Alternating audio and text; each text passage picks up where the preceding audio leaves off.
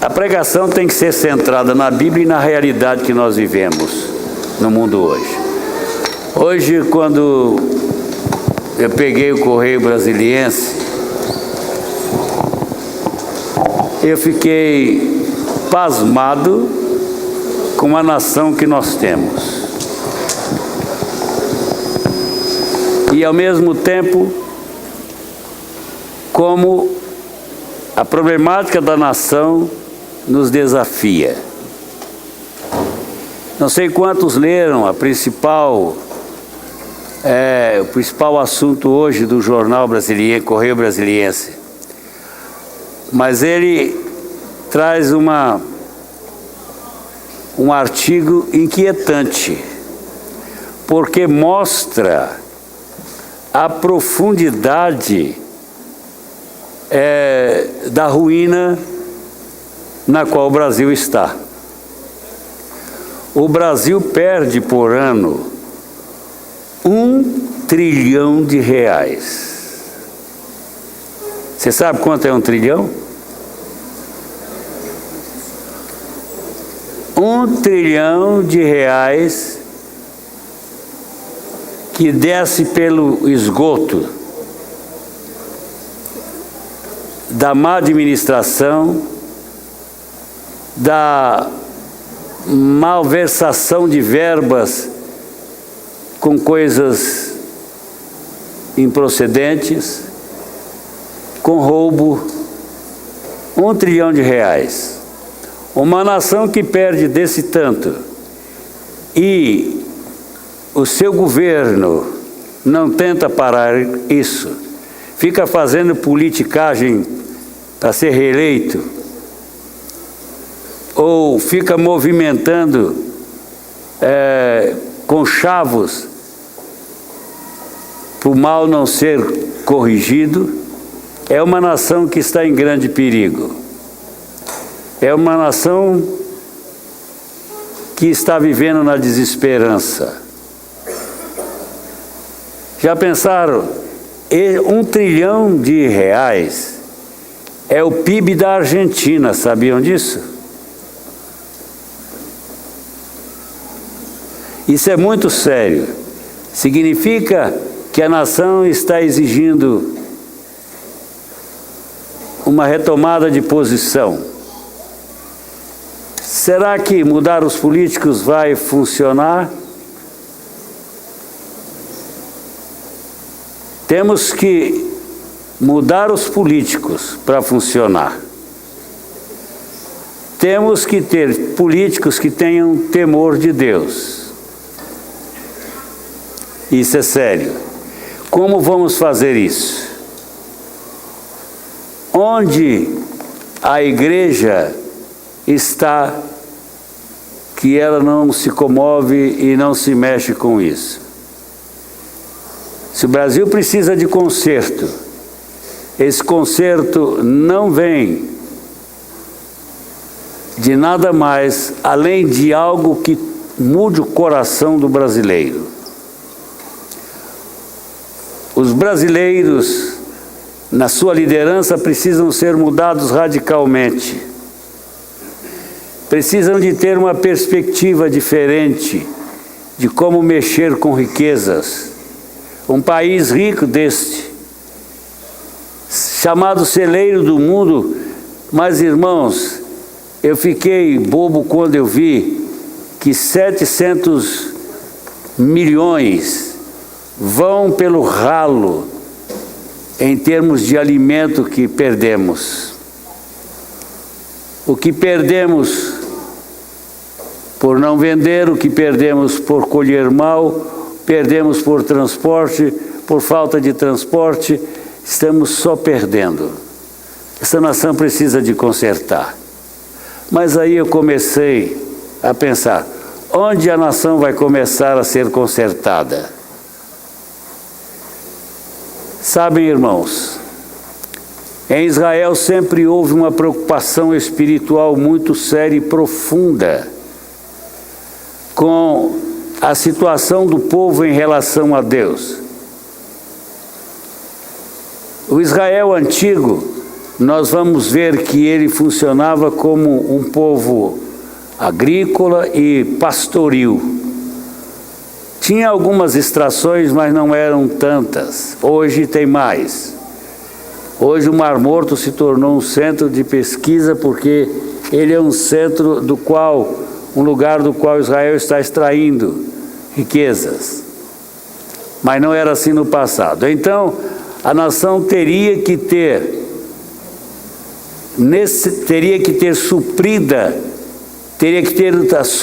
seu povo suprido de caráter, de uma dimensão espiritual, para que pudesse alcançar aquilo que necessitavam através dos recursos da terra e recursos que vinham de Deus. Então, os profetas surgiram como os desafiadores da nação a estar centralizada em Deus. Os recursos espirituais eram altamente trabalhados, eram altamente aplicados à vida da nação. No Brasil você não tem isso. Você não tem como conduzir um povo ao arrependimento se ele não conhece a Deus. Para isso, a igreja está no mundo. A igreja tem uma missão. A igreja tem propósito na terra. A igreja é testemunha de Jesus. A igreja é testemunha de Deus. E a igreja precisa se equipar para fazer frente aos desafios desta nação. Houve uma nação na terra que, enquanto a vida espiritual dela foi significativa, ela produziu muito. E tudo que ela tem hoje foi produção deste período de andar com Deus. Foi os Estados Unidos. Foi uma nação que começou com uma preocupação: servir a Deus. Hoje os Estados Unidos está mais enrolado do que possamos pensar. Estados Unidos hoje não tem vida espiritual. Estados Unidos está vivendo um período pós-evangélico e está afundando dia a dia os crimes mais horrorosos. Os maiores contrassensos em termos de crimes estão acontecendo nos Estados Unidos. Porque perdeu Deus. E na medida que nós vamos deixando de nos preocupar com Deus, com o nosso relacionamento com Deus, nós vamos perdendo-o. Então eu estive pensando, o que falta à igreja? Sabem, irmãos, eu tenho ouvido falar muito hoje no mundo inteiro, precisamos de um avivamento. Precisamos de uma reforma. Reforma não vale nada, não precisa de reforma. Se reforma valesse, a reforma de Lutero teria funcionado, mas não funcionou. Nem as igrejas luteranas têm alguma força. Nós precisamos de uma igreja realmente comprometida com a Bíblia, com uma visão bíblica que possa ser compartilhada, dividida, multiplicada. O que nós precisamos hoje, de fato, é de um avivamento. Mas avivamento não virá até que nós tomemos uma posição que dê condições de Deus agir.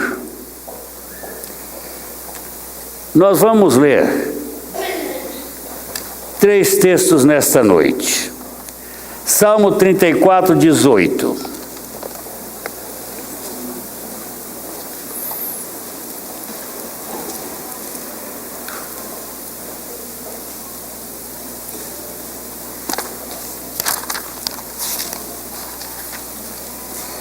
Diz assim: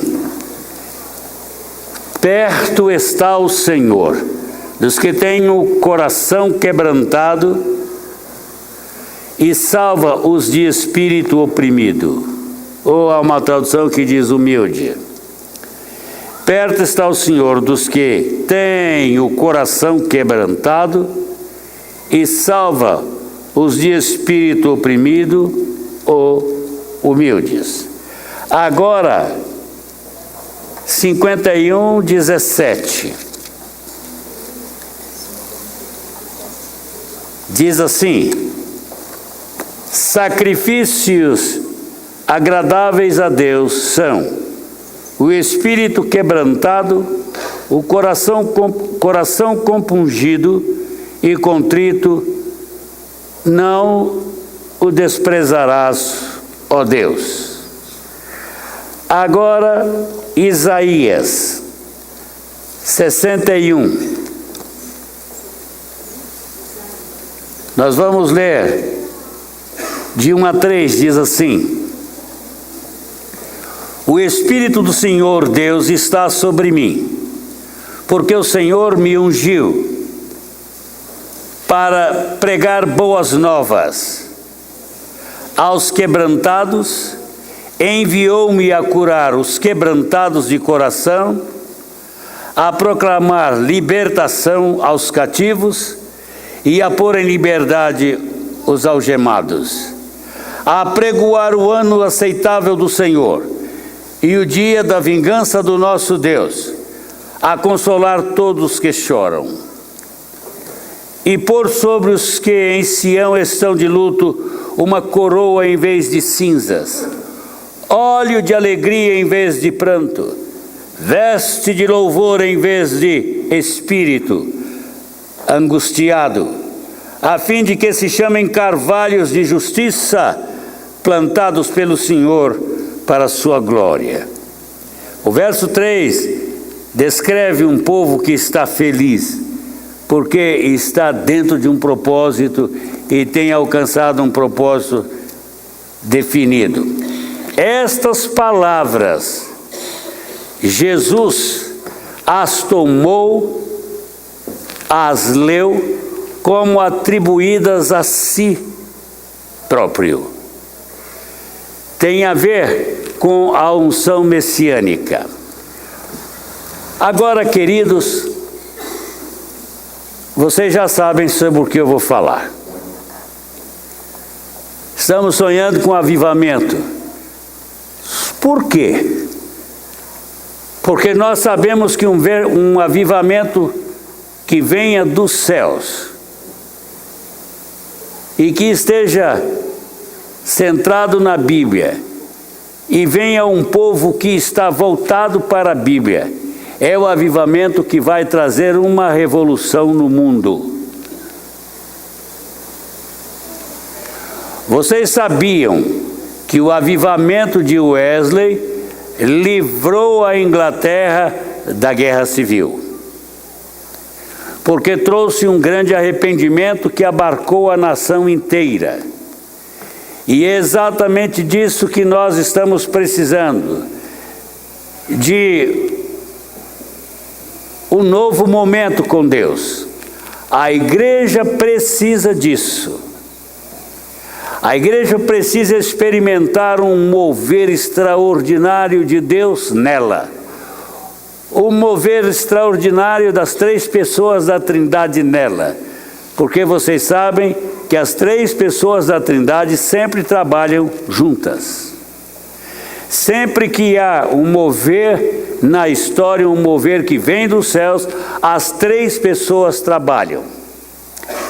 Então, amados, mas o avivamento não virá enquanto a igreja permanecer indiferente. E quando eu estou dizendo igreja, estou dizendo nós. Se nós não nos movermos como servos de Deus e não nos colocar diante de Deus, não haverá avivamento, irmãos. Nós não vamos conhecer isto, porque os atos de Deus na terra dependem das nossas atitudes e daquilo que o Espírito conseguir nos levar a fazer. Se o povo não for um povo quebrantado, não haverá avivamento. Precisamos de um número de quebrantáveis ou quebrantados que possa se tornarem material no qual Deus vai operar e atuar. Então, o quebrantamento, e do quebrantamento depende o avivamento. Eu gosto muito de um autor americano chamado Roy Hession. Eu tenho 2 livros dele, Sendas do Calvário, que já li miquilhas de vezes aquele livro embaixo. Eu já gastei 3 livros daquele, estou gastando o último para comprar um novo agora. Diz assim, Roy Hession, um grande avivalista americano, diz assim: para que possamos estabelecer um relacionamento adequado com Deus, a primeira coisa que precisamos aprender é que nossa vontade precisa ou tem de ser quebrantada e conformada com a vontade de Deus. Ser quebrantado é o início do avivamento. Isso é algo doloroso e humilhante, mas é o único caminho. Quer dizer, não mais eu, mas Cristo. O Senhor Jesus não pode viver plenamente em nós e revelar-se através de nós, enquanto o orgulhoso eu dentro de nós não for quebrado. Enquanto eu quero viver o cristianismo a meu modo, a minha maneira, enquanto eu quero viver a Bíblia a minha maneira, não vou chegar lá. E Deus não pode fazer nada em mim, através de mim ou por mim. Então, para que Deus haja, precisa haver quebrantamento. O homem precisa estar no ponto. Vamos ver uma coisa? A força física de Jacó precisou ser anulada antes que ele pudesse ser revestido de poder espiritual e triunfasse sobre os seus medos interiores e temores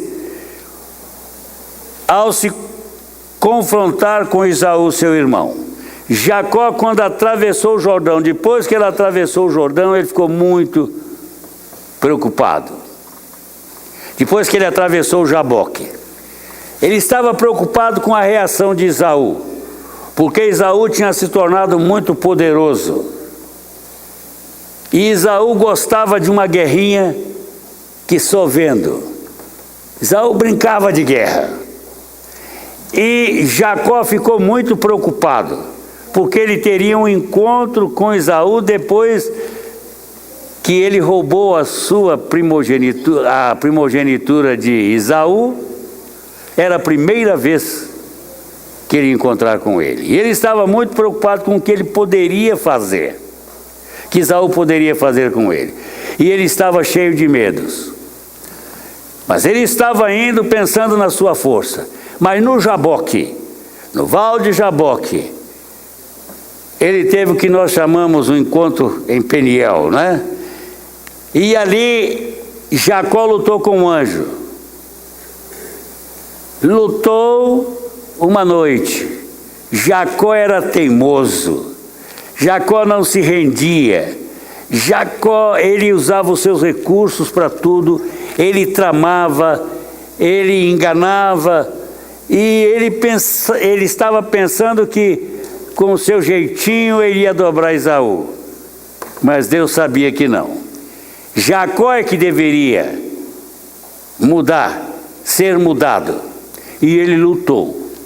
Mas Jacó lutou ferozmente. Ele era um líder e com promessas tremendas, e ele lutou para prevalecer sobre o anjo. Quando o anjo não prevalecia, o que houve? Ele o feriu na juntura da coxa aqui, ó. Por isso que em Israel não se come nervo, sabia disso? Porque Jacó foi ferido no nervo. O homem entrou bom na luta e saiu o quê? Arrastando uma perna. Agora vê um perneta, o que pode fazer? Nada. Não pode mais lutar. Agora Jacó se rende, tem o seu nome mudado e se torna um instrumento nas mãos de Deus para realizar o propósito de Deus, porque ele era o patriarca que gerava os filhos para Israel. Ele gerou os 12 patriarcas. Então ele era importante no plano divino. Dele saiu a nação realmente, os pilares da nação.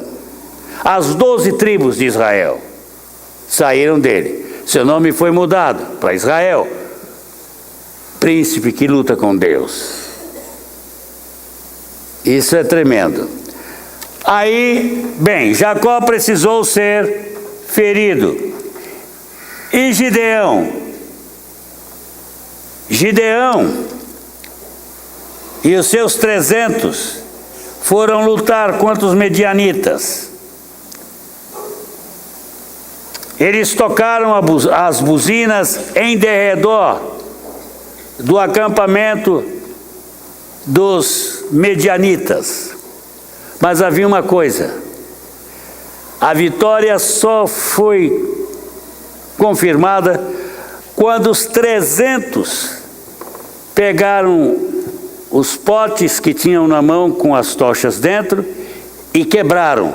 Aí a luz e as buzinas, a luz brilhou, as buzinas tocaram e o que aconteceu?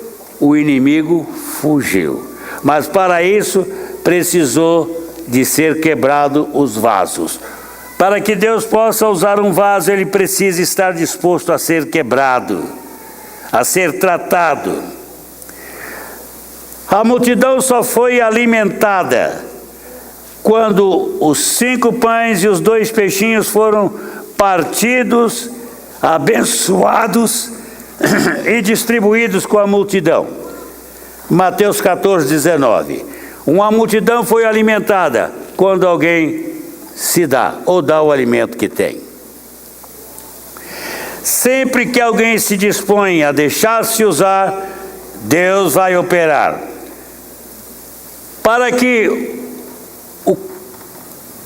o paralítico fosse curado, foi necessário que o eirado da casa onde Jesus estava fosse aberto.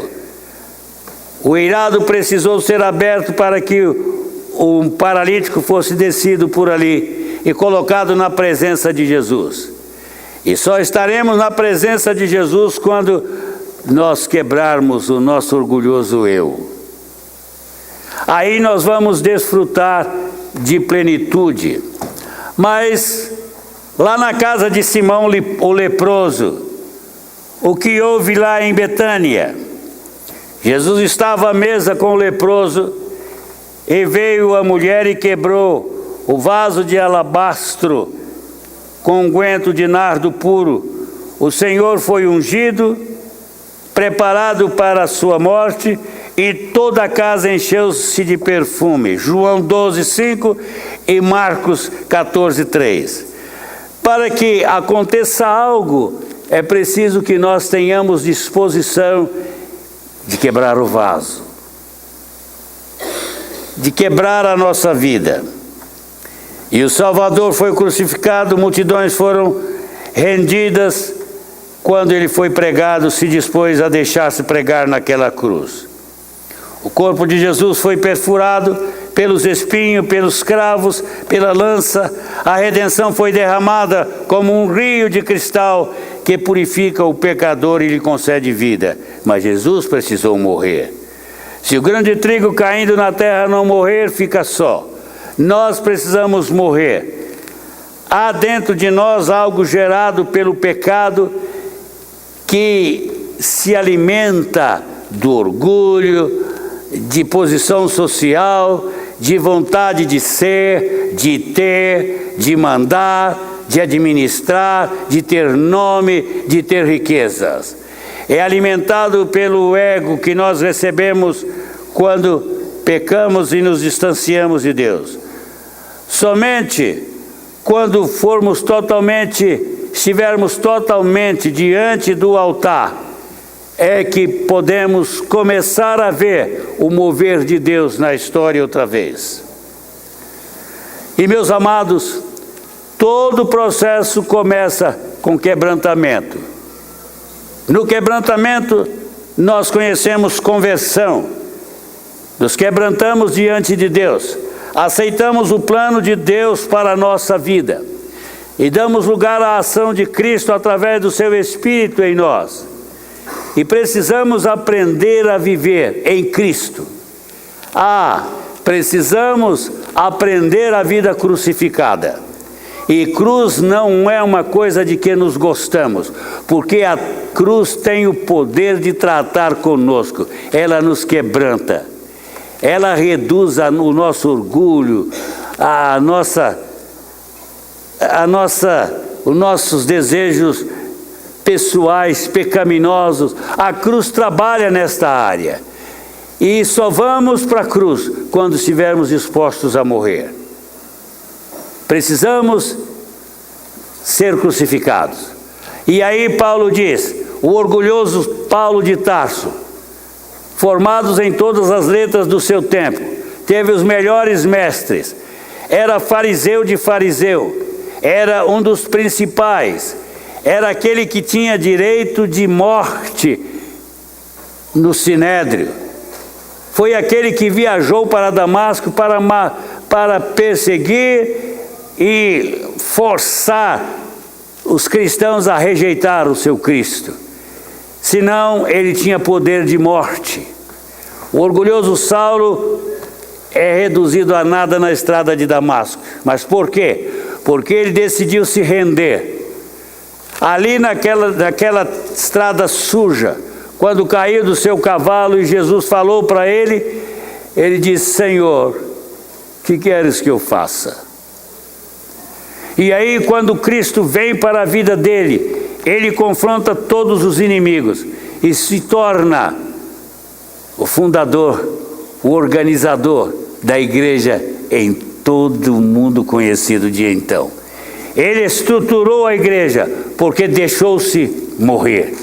Foi crucificado. E é ele quem diz, em Gálatas 2, 19 e 20, estou crucificado com Cristo. Já não sou eu que vive mais, mas Cristo vive em mim. E a vida que agora vivo na carne, vivo-a pela fé no Filho de Deus, o qual me amou e a si mesmo se entregou por mim. Eu estou crucificado.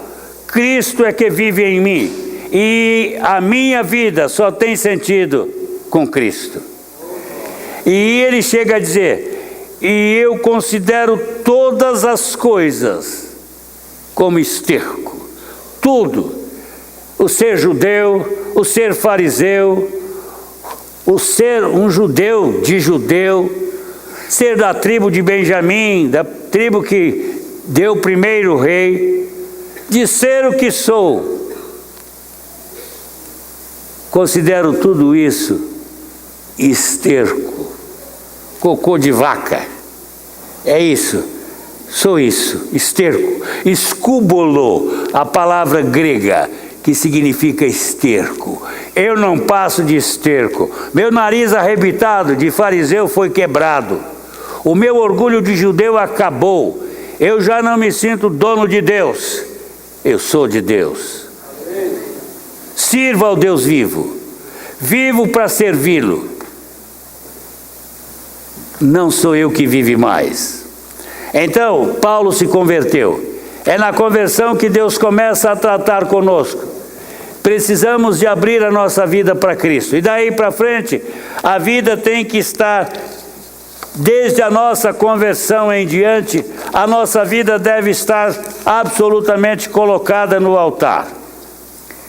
Mas, então neste momento de nossas vidas, o Senhor Jesus nos convida a tomar o seu jugo sobre nós e aprendermos dele, que é manso e humilde de coração.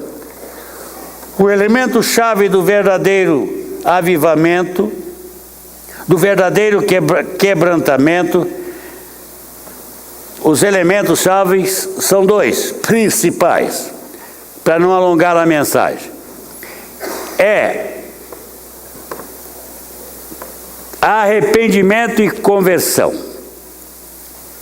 É nesses dois estágios que Deus, e confissão, perdão, confissão.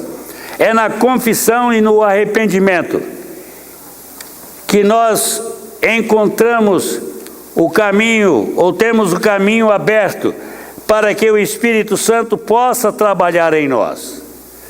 Para que nós possamos viver intensamente a vida de Deus, o Espírito precisa ter lugar em nossa vida.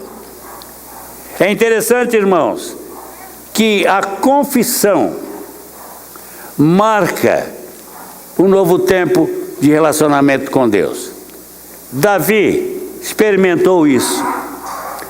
Davi havia pecado com Betseba, pecado contra a vida de Urias, havia matado Urias, e ele estava muito bem, vivendo a sua vida lá no palácio, com Batseba, vivendo a vida que ele queria. Uma linda mulher, e que não era dele, e na qual ele não tinha nenhum direito, mas estava lá no seu palácio. Aí entrou o profeta Natã, com o seu dedo grande e seco, e disse: Davi, quero conversar com você. Eu quero lhe contar uma história. Preste atenção. Havia um homem pobre que tinha uma só ovelha, e era ovelha amada. Dormia com ele, comia no seu regaço. Era a ovelha única que ele tinha, amada. Mas havia um senhor rico, tinha muitas ovelhas, mas ele resolveu, porque recebeu um amigo, dá um banquete, e pegou a ovelhinha amada, e a sacrificou. Tomou-a do seu dono e a sacrificou. O que você acha disso? Ele disse: um cara desse no meu reino, ia ficar despescoçado. Ele disse: é mesmo, Davi? Pois tu és o homem rico. Você tem um bando de mulheres com as quais você vive. E você, desavergonhadamente, foi lá, tomou Betseba para você. E era a esposa única de Urias. Mas você, Davi, fez pior, porque você matou o dono da ovelha.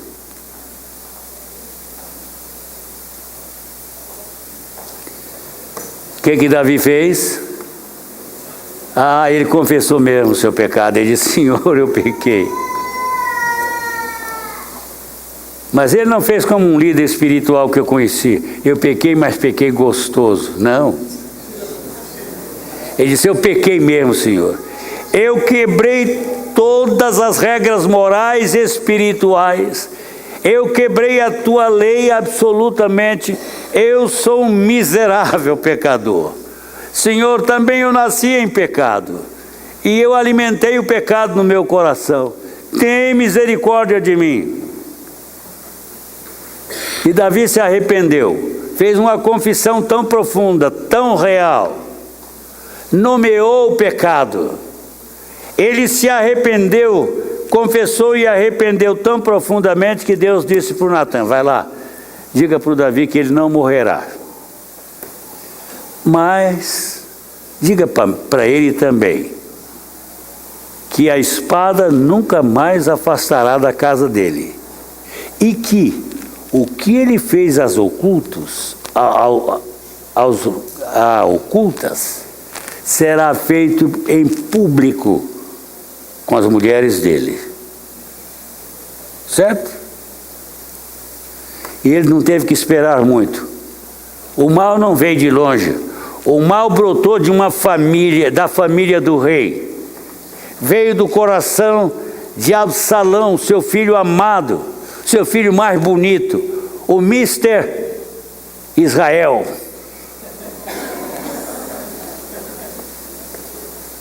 O filho mais bonito. O filho mais enganador que um pai podia ter. Nasceu na casa de Davi, alimentado pelos pecados de Davi. Davi era rabo de saia. O Absalão era pai do ódio. Sendo que o nome dele significa pai da paz. Mas ele estava tão fascinado por ser rei que ele decidiu matar o pai e tomar-lhe o reino. O pai da paz se transforma em pai do ódio, em assassino do próprio pai. Nunca mais. O pecado é assim. Se alimentarmos o pecado, ele vai tomando posse da nossa vida e vai pegando direito em tudo que nós temos e na nossa própria vida. E aí, dominados pelo pai do pecado, que é o diabo, nós fazemos aquilo que o diabo gosta.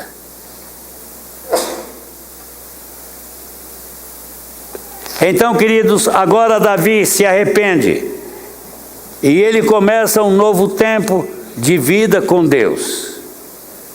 Aí o Davi consertou na sua vida. Ele nunca mais, só para o final da vida, que não foi ele que fez, ele arrumou uma esposa para aquecê-lo. Davi esfriou-se totalmente. Não tão velho. Ele morreu mais novo do que eu. Então eu já ultrapassei Davi. Estou no tempo. Estou dentro do tempo. Então, o Davi teve a sua restauração, porque ele se quebrantou diante de Deus. Davi sabia, através dos seus salmos, ele deixou bem claro que o quebrantamento é o princípio que abre o caminho para uma ação poderosa de Deus na nossa vida. Porque, irmãos, nós não podemos servir a Deus à nossa maneira, ao nosso jeito. Nós temos que aceitar o plano de Deus para a nossa vida. E o plano de Deus não envolve alguém que vive alimentando o seu ego, vive no orgulho. O Espírito Santo não pode trabalhar num coração orgulhoso, vaidoso, que não se quebranta nunca, que não se abre para os outros. Um coração quebrantado não só está aberto para Deus e a sua ação na vida dele, como também para os demais, para as outras pessoas. Ele se torna agradável e o mundo precisa de homens assim. O avivamento precisa trazer um novo homem, glorificado por Cristo, centrado em Cristo, dependente de Cristo, que esteja nas mãos de Cristo, que deixe o Espírito Santo operar através dele, que tenha prazer nas coisas do Espírito. Porque ele precisa de homens que entendam o propósito de Deus. E o homem natural, que vive naturalmente, ele não pode entender as coisas do Espírito de Deus. Por isso nós precisamos de um tempo no qual estejamos abertos para que Deus trate conosco pessoalmente. Vocês não têm o drama que eu tenho, porque vocês não têm o temperamento que eu tenho. Um dia uma senhora disse assim: pastor, olha, eu amo ser sua ovelha porque o senhor é o homem mais moderado, mais dependente de Deus que eu conheço. Eu digo: ó, minha irmã, a senhora está tão errada no seu conceito, a meu respeito. A senhora sabe, às vezes eu cometo coisas das quais eu tenho que me arrepender profundamente. O velho eu do Vilaça, o velho Vilaça vem assim, ó. E aí eu tenho que segurar. arranca o carro com toda a força do seu motor. É incêndio. Porque tem que fazer o que não queria fazer, mas tem que fazer. Mas será que isso é vantagem para Deus? Não é não. Não é vantagem para Deus e é desvantagem para mim. A gente reagir assim. Então, temos que deixar Cristo trabalhar. Gente, nós temos que estar ligado nas nossas reações, seu Daniel. Como é que você está reagindo à esposa, à filha, aos que estão perto? O mundo está precisando de homens graciosos, amáveis, homens que se deem, que se entreguem, que invista tempo nos outros, que tenha coragem de investir tempo. O mundo está clamando por isso. Não há ninguém fazendo isso no mundo. Cada um está vivendo a sua vida, gastando o seu dinheiro à sua maneira, como quer, do jeito que gosta. Precisamos mudar esse quadro, mas para isso precisamos de ter homens quebrantados. E onde estão esses homens? Os homens que vão ser quebrantados já estão na igreja. As mulheres que vão ser quebrantadas já estão na igreja. Os jovens que vão ser quebrantados já estão na igreja. Os adolescentes que vão ser quebrantados já estão na igreja. O que eles precisam é deixar que o Espírito Santo haja na vida dele. É abrir mão do seu ego, do seu orgulho, do seu ego contumaz, briguento, insatisfeito. Nada supre o homem egoísta, gente. Não há suprimento para o homem egoísta.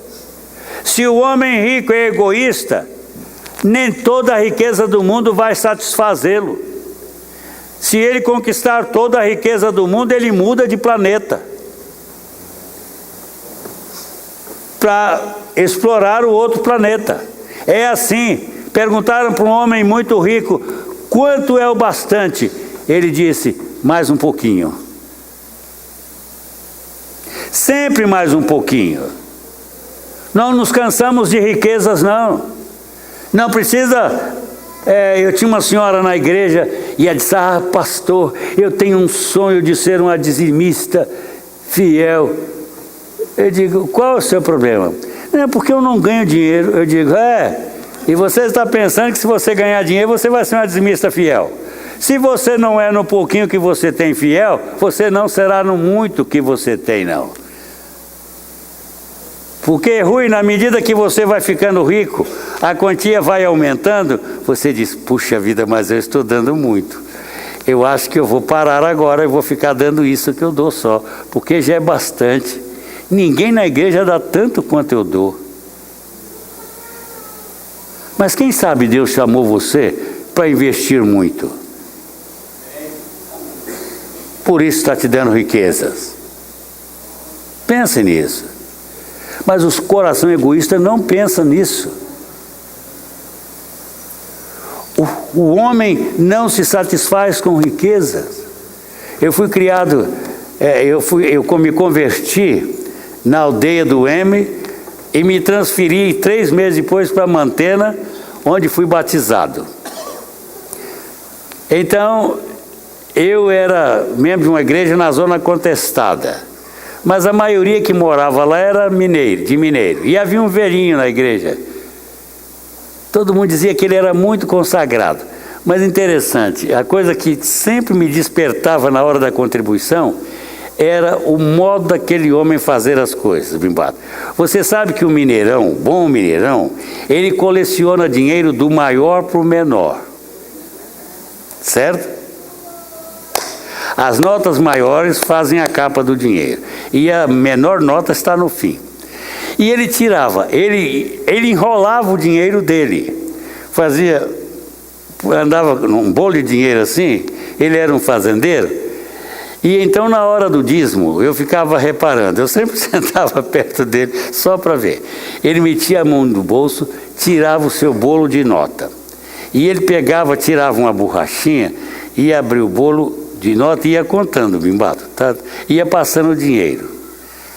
Até a última. Aí fechava o dinheiro e passava outra vez, ia lá, tirava a última nota, que era de R$1. Molhava o dedo, tirava a nota e punha a nota na salva. Ele nunca dava mais de R$1 por santo nenhum.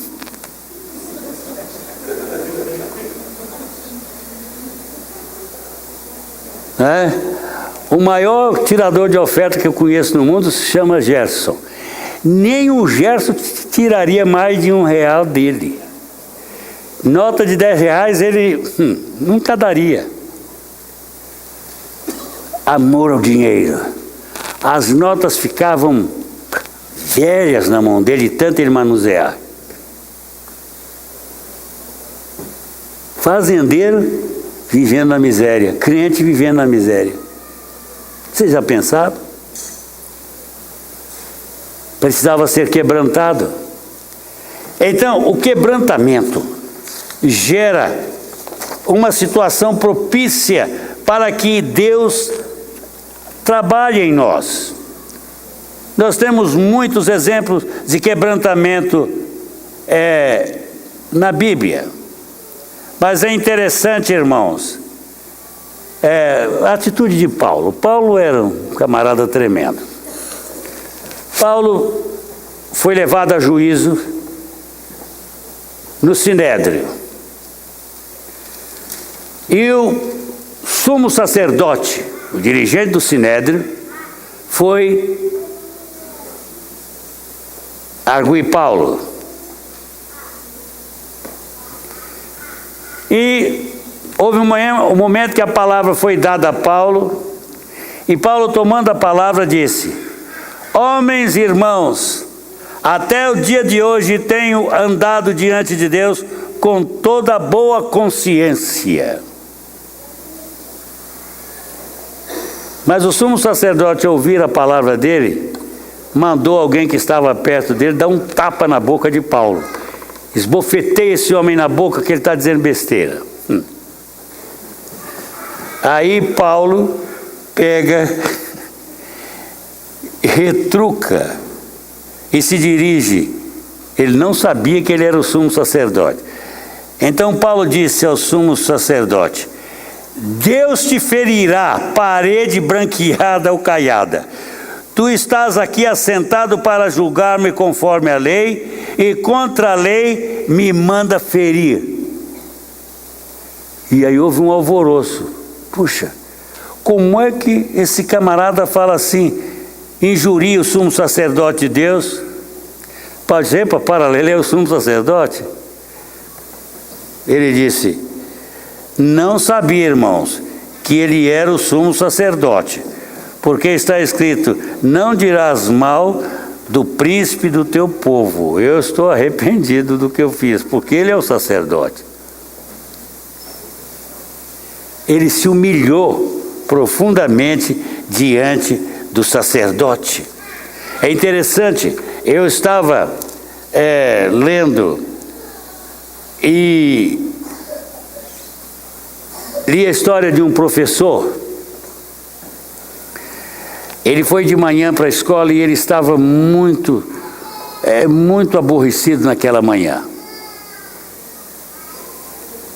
E era manhã de leitura, todos os alunos estavam lendo. E ele era um camarada muito exigente. E o rapaz pegou o livro, ao invés de segurar com a direita, ele segurou com a esquerda. E ele começou a ler, ele disse: epa, para aí, você está lendo com a mão errada. Troca de mão. Aí o rapaz pegou, pôs o livro em cima da carteira e pegou, pôs o braço para cima e puxou a manga. Quando ele puxou a manga, o professor viu que ele não tinha mão direita, era cortada aqui. E houve um mal-estar na sala, e o professor era um professor renomado na escola. O professor olhou e disse: me perdoe, eu não sabia que você havia perdido a mão. Me perdoe. Foi lá perto dele, pediu perdão, voltou e se assentou. Aí um dia alguém estava contando essa história numa grande reunião de cristãos, e este professor era cristão e foi contado como um exemplo de um homem humilde, um homem quebrantado diante do que aconteceu. Ele se quebrantou diante dos alunos, ele não importou com sua autoridade, ele não importou com nada, ele viu que ele havia ferido o rapaz e ele pediu perdão. E então contaram essa história, e o rapaz, no momento que contaram a história, alguém pediu a palavra e foi lá na frente, e o rapaz disse: olha, eu sou aquele moço, não tenha mão. Naquele tempo eu não era cristão, mas o quebrantamento desse professor agiu de tal forma na minha vida que ele me falou de Jesus e eu aceitei. Então, homens quebrantados são homens, mulheres quebrantadas são mulheres, jovens quebrantados são jovens, adolescentes são adolescentes que Deus pode usar. Porque o mundo está precisando de gente graciosa. Nós precisamos de passar por um processo de tratamento profundo como igreja. Por exemplo, como pastor, eu sei que nós precisamos reestruturar a nossa igreja. Ter uma liderança funcionando bem para a igreja, para que a igreja seja bem organizada e chegue lá. Só vamos ter 20 missionários quando nós tivermos uma super organização e estivermos super organizados, super preparados para receber pessoas. Por exemplo, por que eu desejo um avivamento? Para que as pessoas sejam tratadas. Por que uma igreja avivada cresce? Porque a igreja avivada se abre para as pessoas. Ela não tem grupinhos. Uma igreja com grupinhos, ela não cresce, gente.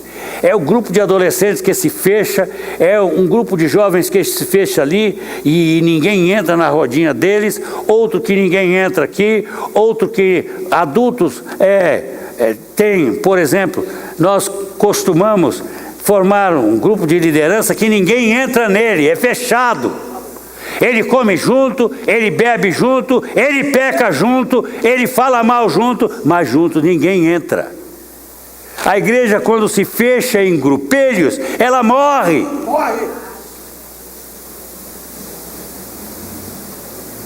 Quando os jovens se fecham em grupinhos, seu Valdemir, pastor dos jovens, os jovens morrem, ficam nanicos toda a vida.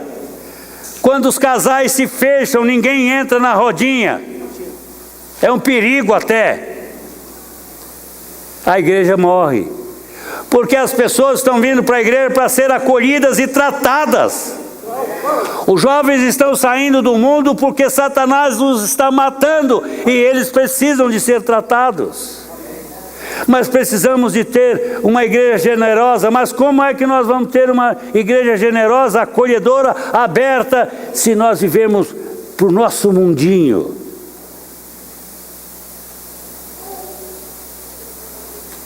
Vivemos a nossa maneira. Queremos aqueles que vivem a nossa maneira. O líder legítimo de Deus, ele acolhe todo mundo, ele abre o coração. Não fica alimentando o meu grupinho. Não, para lá. Aqui não tem grupo de vilaça. A igreja não é do vilaça. A igreja é de Cristo. Foi Cristo que morreu. Eu sou transitório, vocês podem me mandar embora, eu posso sair a qualquer hora que eu sentir que a minha vida já não vale nada aqui mais. E também não vale a pena valer pouco, tem que valer muito. Eu tenho que fazer sentido para a igreja.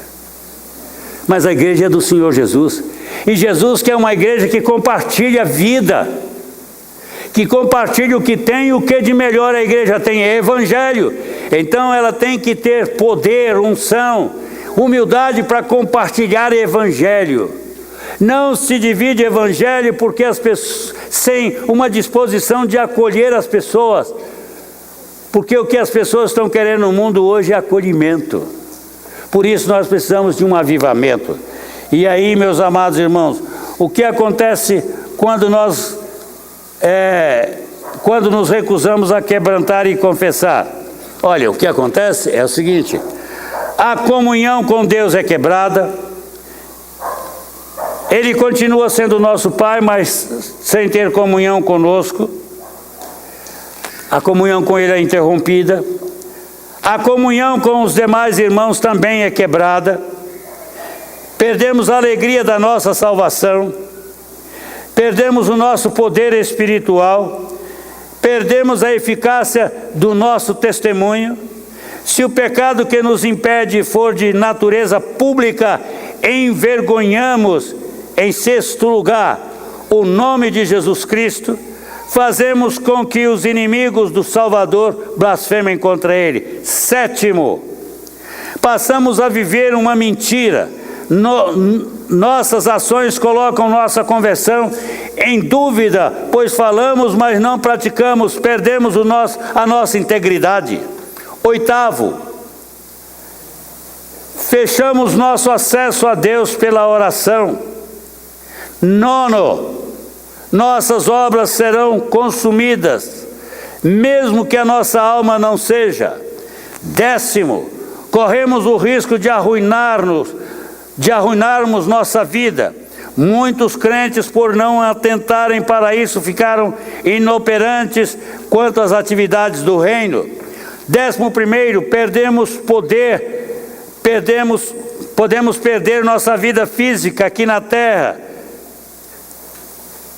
Podemos perder nossa recompensa no julgamento de Cristo, nosso galardão.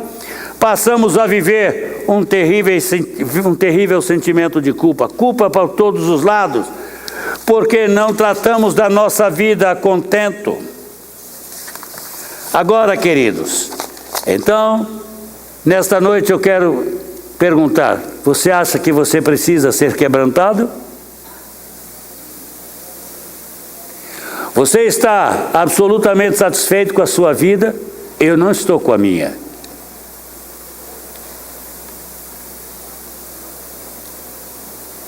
Será que precisamos de tratamento? Por que não nos abrimos para tratamento? Pastor, estou vivendo um momento que eu não consigo romper. Vai para o seu líder. Se você tem um líder, eu não consigo romper, me ajuda. Estou pedindo socorro. Eu quero ser para a glória de Deus. E isso é a motivação da nossa vida cristã. Agora, queridos, deixe-me dizer algo a vocês. Eu vou ensinar a vocês 4 passos para o quebrantamento como parte final da mensagem de hoje.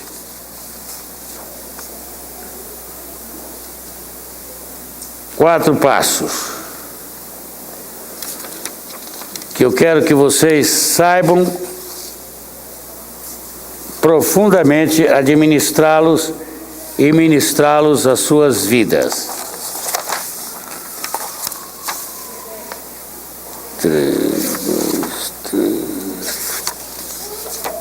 Vamos lá. Ore ao Senhor pedindo a Ele: Senhor, primeiro passo, quebranta-me de todo o coração. Segundo,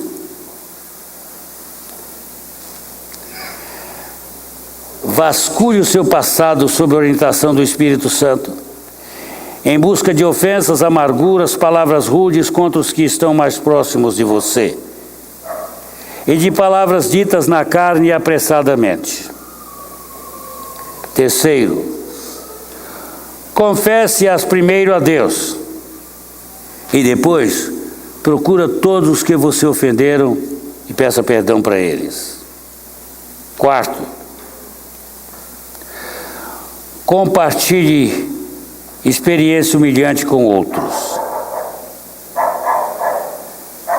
para que sejamos ajudados nesta noite na tomada de uma posição que comece a gerar um novo tempo em nossas vidas. Como servos de Deus, deixe-me contar uma história real para vocês. A igreja tinha um diácono muito ativo.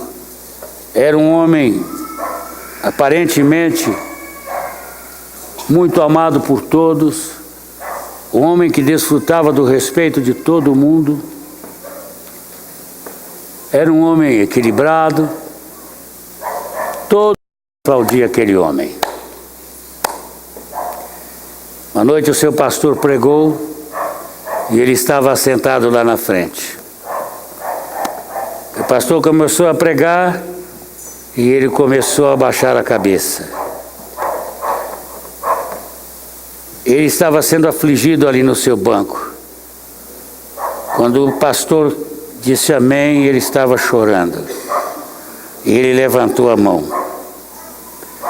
E ele disse: meu pastor, eu posso falar?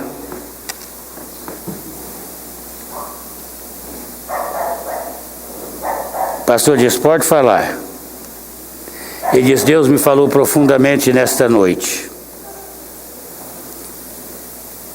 A maioria de vocês me conhece e eu quero fazer uma confissão. Quando estou com vocês em público, sou sempre alegre, contente, divertido. Em casa, no entanto, sou uma pessoa diferente. Tenho sido um anjo na rua, no trato com os outros, mas eu sou um demônio em minha casa. Tenho estado mal-humorado, ando entristecido, ando entristecendo minha esposa, meus filhos. Pastor, não há ninguém mais necessitado de acertar a vida aqui do que eu. Eu preciso de quebrantar-me no mais profundo do meu ser. Mas eu quero pedir perdão à minha igreja, porque eu tenho sido um hipócrita. Eu apresento ser o que eu não sou. E aí ele caiu em pranto profundo, caiu ajoelhado e os irmãos o cercaram e ministraram perdão nele. E ele foi restaurado. Enquanto não nos quebrantarmos diante de Deus, para sermos restaurados completamente, confessando e arrependendo-nos, Deus não poderá agir através de nós.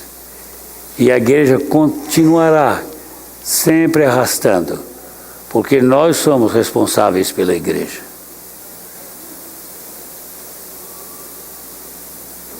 Chega. Amém.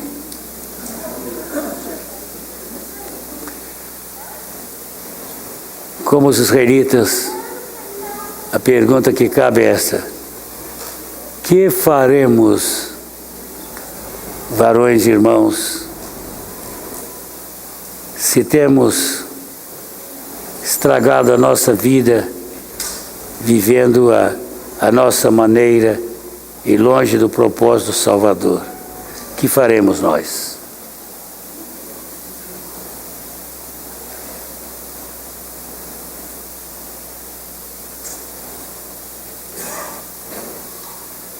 Que faremos? Fechem os seus olhos. Mas feche mesmo os olhos. Adolescente tem medo de fechar o olho. Não precisa ter medo, porque ninguém vai atacar vocês. Se você tem medo da sua carteira ser tirada, tira a carteira e segura, mas fecha os olhos. Que eu vou fazer uma pergunta agora. Mas eu quero que você pense bem antes de fazer o que eu vou pedir.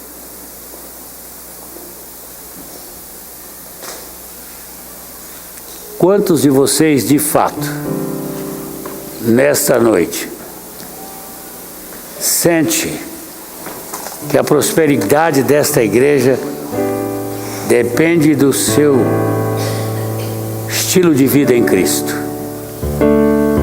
Com os olhos fechados, levante a mão, eu quero ver. Quantos? Pode levantar alto, que eu não estou vendo as mãos. Pode levantar. Quantos vocês acham que a prosperidade dessa igreja depende da vida que você está vivendo como membro dela? Levante a mão, bem alto. Pense. Fique com a mão levantada, não levante baixo não, fique com a mão levantada.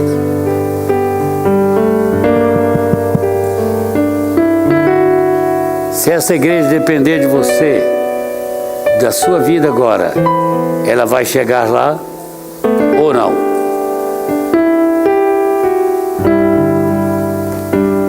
Então agora, pode baixar as mãos. É diante disto que você tem que tomar uma posição. De ser para a glória de Deus ou de não ser. De continuar uma vidinha mais ou menos, vivendo-a da sua maneira, ou tomando uma posição em Cristo para viver para a glória dele. Bem, eu não quero que você venha à frente hoje, mas eu quero que você medite nisso. Se vocês quiserem a mensagem para pensar nela, ela está aqui. Pode me falar, que você a terá. Mas uma coisa, não continue a viver a vida que você está vivendo, a menos que você esteja vivendo em plenitude e alegria. Se você sempre sente que está deixando a dever, pense no que eu preguei nesta noite. Essa mensagem é para você pensar nela e remoê-la em casa. Nunca seremos o que Cristo sonhou por nós ao morrer naquela cruz, até que decidamos viver a vida dele aqui na terra, se pertencemos a ele. Vamos ficar de pé?